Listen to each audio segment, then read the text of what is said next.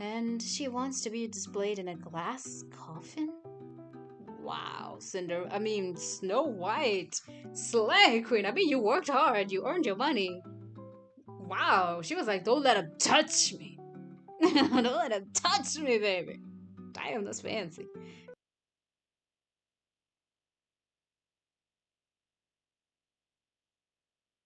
Okay, there are some warnings if you're uncomfortable. Pause and read. Moves by so quickly. Okay. Onward. I don't know why it's quiet. Maybe there is meant to be music. Oh, thank you, devs, for starting it at 50%. Oh my god. That is so rare. That is so rare to see like the music and stuff started at 50%. But let's start. This loving decays. The woman in front of you lays with ghastly pallor. Her hair is streaked with gray, and her lashes, intact with their darkness, rest lightly on cold skin. Around her lips, pale splotches of pink blossom to the jawline. You wonder, as you always do, what kind of voice would have come out of their mouths. Are we a mortician? Oh yeah, we're a mortician in this one. Perhaps something unsaid dissolved into the dark with her. Oh, Jesus. The needle injector between your fingers clicks, binding her jaw shut. Not knowing anything about the bodies whose mouths you'll shut, fingers you'll break, and veins you'll drain, past what is written on the cream paper folder just an arm's reach away. It was a given in this line of work, and yet impossible to imagine the life behind the visage you were locking in time. Sometimes the bereaved would even make certain requests to make sure the deceased looks as close to life as possible. Things like leaving certain piercings in or using a specific color of lipstick. You're not sure if the pink on its skin is a rash or a birthmark. Either way, it's light enough that it'll be covered up. It'll be covered up by the makeup later. Oh my God, what just happened? Another click resounds under the pressure of your fingers. In the cold room, perpetually basked in in the sting in the sting of formaldehyde, and you perform your rituals with mechanical ease. Jeez, it refused to allow me my perfect narration. Damn. Okay, let's go. Fine then. You wonder if anyone would want to preserve you to such a degree, should your time come. That is a question, though. I gotta check if the music is on because it didn't start playing until now. I hope it is. I hope it isn't too loud. You give your shiny new work ID card a once over. Your name? My name is Ginger. We're so smart today. We're Ginger. My gender. Female, baby. Some pretty bitch. And other personal information, and you make a mental note not to lose the card again. Oh. How come you get a new card? Lost my entire lanyard a while back. Either the clasp broke or I accidentally left it somewhere. Somebody stole it, baby. I'm sure. Maybe I got tired of being misplaced and decided to leave home. Can you at least smile? No. That's me, darling. We're a bitch. They're on a boss. No, a bitch and a boss and we shine like glass. Let's go. A colleague turned good friend of yours, youthful and naturally easygoing, Ash is a breath of fresh air in the funeral home staff. Despite her occasional childishness, she takes her job with surprising sobriety. Bet old Jared gave you an earful. You chuckle, carefully pocketing the piece of plastic. Only for 5 minutes. Your record's not broken yet. Ah, that's too bad. Oh, by the way, you're done dressing up Miss Jane? Yep, just finished. Any of her family members responded? Only child will come for viewing tomorrow. Oh, okay, good. Don't forget to prepare the viewing, and if anything comes up, just call. Aye, aye, miss. May your endeavors be fruitful. Thanks, dude. At ease. Subordinate. I don't know what the fuck pirates call their younglings, or like underlings. My arms hurt from working out, bro. So much pain. Like the burn is awesome. She straightens and salutes, earning a grin from you. See you, Ash. You give her a friendly pat on the shoulder and exit the building. Afternoon warmth replaces the lobby's air-conditioned chill. Starting up a pace, you review the day's tasks in your head. Jane Avery, a wealthy businesswoman from the north side of the city, recently passed away in the hospital due to natural causes. It was a heart attack. Or was it? We just came from the most supernatural things, okay? Anything can be anything. I don't trust it anymore. Before her death, she left 2 letters detailing the preferred setting of a funeral arrangements. Wow, what is up with the tongue twisters of this? At dawn, her body came in from the hospital. It was one of her assistants who handed the letters. The first one only having your name on it, and the second having both you and someone you don't know. The first letter contained a deposit payment and viewing request. She also mentioned people that she would like to have involved with the preparation, though people may give a false sense of number. She simply requested that you, as a mortician, and a man, a botanical curator from Colvian Museum of Natural History, as an extra hand. His name is Xiang. I hope Xiang. I said Xing, sorry. I missed the A. Xiang Chen. Yeah, I hope I said that right. Truly, I'm so sorry if I said it wrong. I'm gonna call him Xiang Chen. I hope I said that right. Because his name is gonna keep coming up. We're gonna be working with this dude. I'm gonna look it up. Okay. Xiaoxiang, okay. Xiaoxiang, I think. I have to look it up. Xiaoxiang. Like, has anyone ever said this? But I love Mandarin or Cantonese names. They're so cool. They sound so both cool and cute. They have this capacity of the duality. It's so beautiful.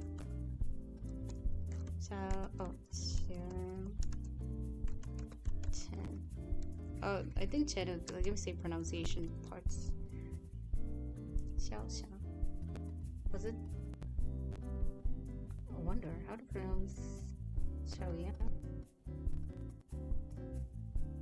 Oh, it doesn't give me that. Okay. Yeah, I think let's get I got the last part of the name. Let's see how to pronounce that. I wonder if it'll play.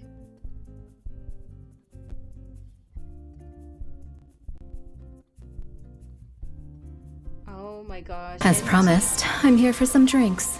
The game is advertising everywhere. We are looking at how to pronounce this name. Xiang. It's in my ear, bro. I think it's Xiang. Okay, Xiang. So it's Xiang. I gotta really use my entire mouth. I wanna do like my best. As best as I can. I don't have the proper enunciation here. The technicalities. This is taking unnecessarily a lot of time, but I prefer that. How do you pronounce these word? This is essentially bird known as stereo. Say that word, bruh. Some of the most do you say these? word. This is the Italian. It is pronounced as ciao, meaning Fucking hell. It's telling me about the Italian version. Okay, moving on. Okay, so I do know this is xiang. Xiang. If I really pronounce it like enunciated, it's xiang. Xiang Chen. Xiao Xiang Chen. The other person written on the second envelope, that's him. I'm gonna call him Xiang. I'm sorry, I'm getting very familiar. Oh, let's go. At the end of the first letter were instructions to open the second one only when you're both present. Huh, okay, mysterious. So you contacted the curator a few hours ago. He responded quite quickly and agreed to meet you today. A strange excitement dwells in the back of your mind. Uh, autop- autopsis? Autoly? Is it autolysis? I don't really know. It's a strange cursive. I read it as autolysis. The curator recommended this cafe as a meeting spot. It's situated far from both the funeral home and your residence, but you never tried it before. You chose a seat for two near the window, basking in the remaining daylight purring from them. The city, ever busy, shines under it. You take Jane's second letter and sit it nicely in the middle of the table. The cafe bell rings throughout the room. You and some other patrons reflexively glance at the entrance. Oh, look at him. A young man is already looking directly at you. Also, you must be him. Hard name. Smiling, he makes a beeline to your table. Under his right arm is a motorcycle helmet, and under his left is a passenger bag. The keychains on it rattle with each step. Excuse me, are you Ginger? Oh, yes, you must be.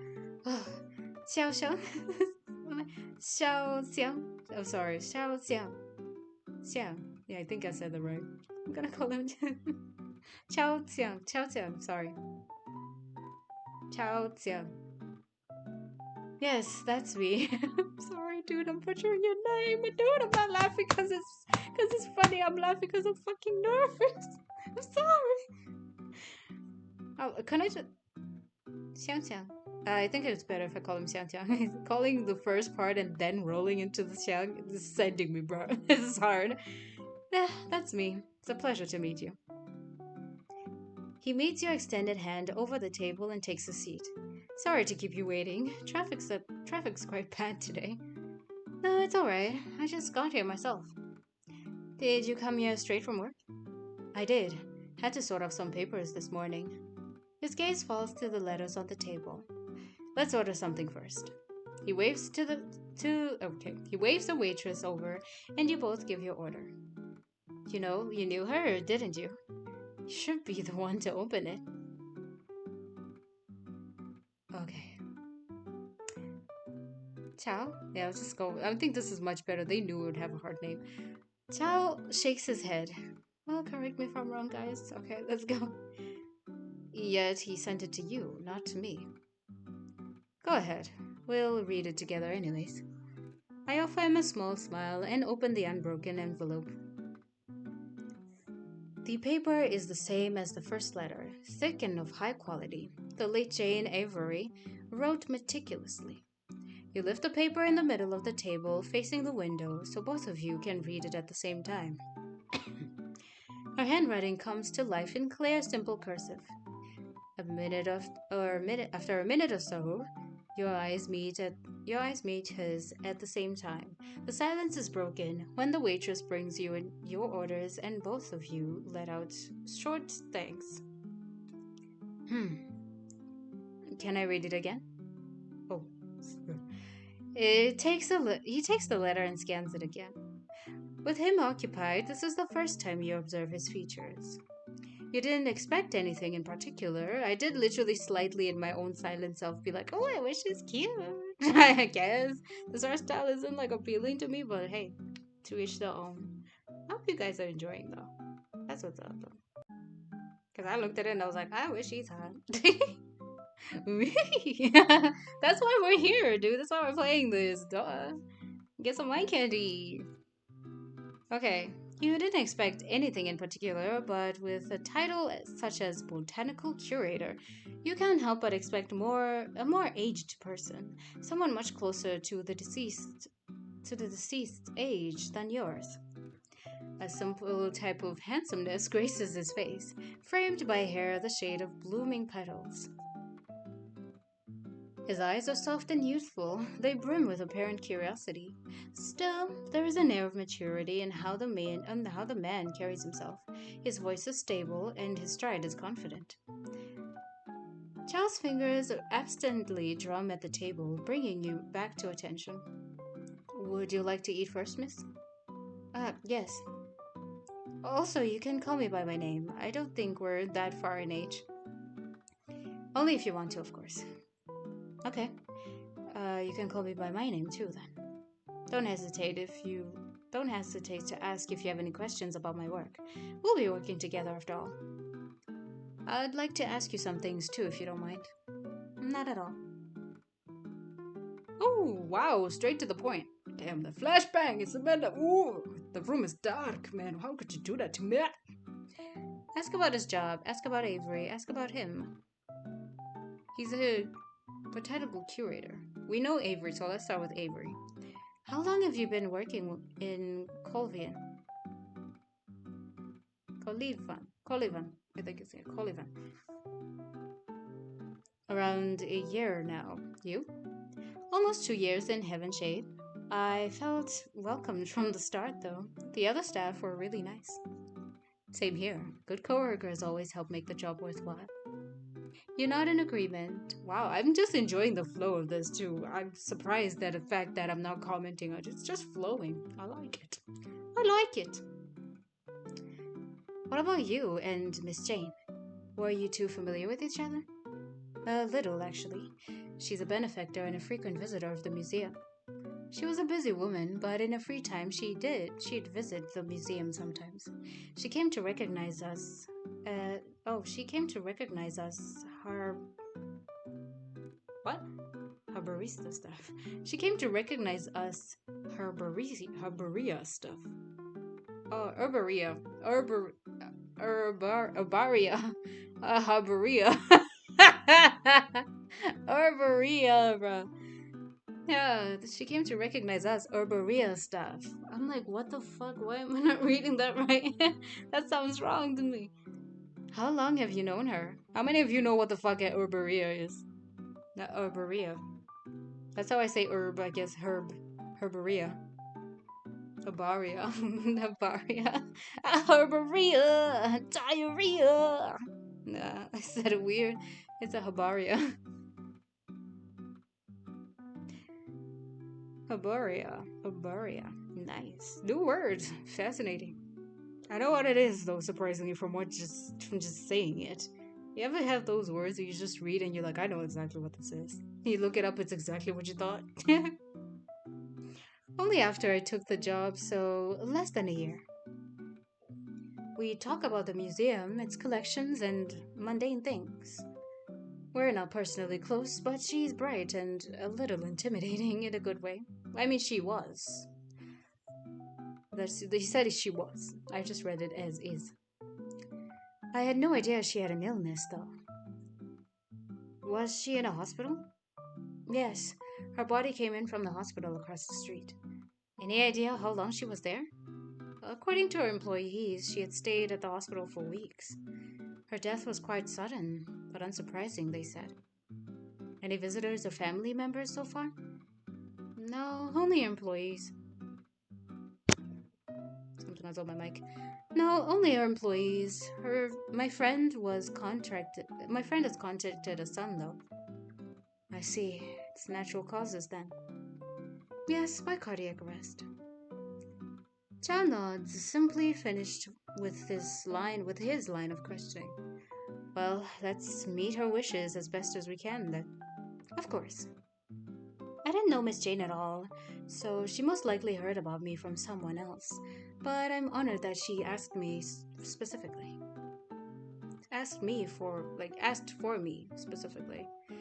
Your tone and words are a product of both experience and genuine empathy. You've exchanged your condolences with Chow via text, but talking directly is always different. Okay, about his job? What do botanical curators do? A variety of things. We handle the acquisition. Oh, they're the ones who help with the flower things and ornaments. Okay, in this case, I wonder why she asked him. Let's hear what this is about. Obviously, botany, of course. Flowers. We handle the acquisition, documentation, and preservation of botanical collections.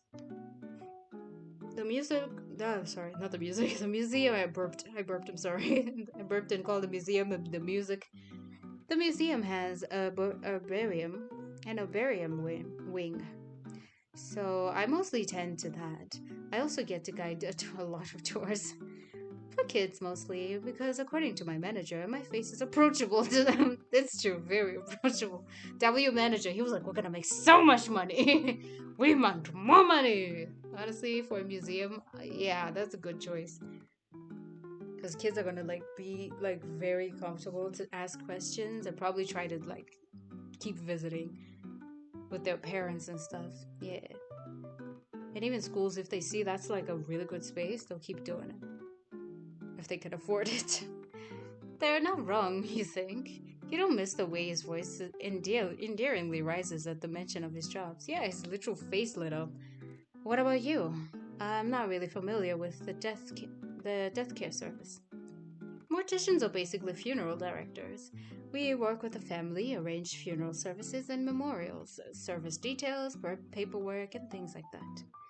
The hours are flexible, but I work on call too. That's something I learned recently too. I was like, maybe like let me just learn and see what kind of career paths are available. And some like spaces obviously need some mortuary assistance. Not referencing the game, but yeah, it was fascinating to learn a little bit about that.